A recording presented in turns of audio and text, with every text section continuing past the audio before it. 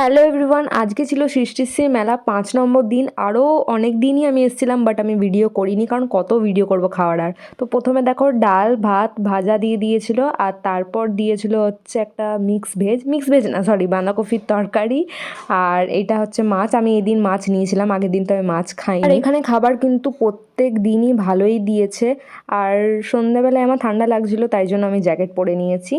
আর বাইরে কিন্তু বললাম যে খাবার স্টল ছিল অনেকগুলো, তো ওখান থেকে আমরা নিয়েছিলাম এটা হচ্ছে চিকেন কাটলেট, আর একটা হচ্ছে ডিমের ডেভিল নিয়েছিলাম। আর সন্ধে খাওয়ার পর কিন্তু আমরা রাতের খাবারের দিকে চলে যাই। আবার দেখালে আমাদের দেখাবে না, তাহলে না ভিউজ বাড়বে না। তোমাকে দেখলে ভিউজ বাড়বে নাকি? এরা তেল হয়ে যেতেই পারে। একটু সাইডে সাইডে সাইডে সাইডে সাইডে।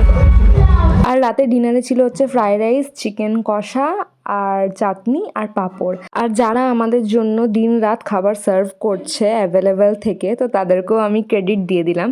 তো যাই হোক, মাংসটা কিন্তু দারুণ হয়েছিল খেতে, কারণ আমি আমার ফেভারিট পিসটাই পেয়েছি।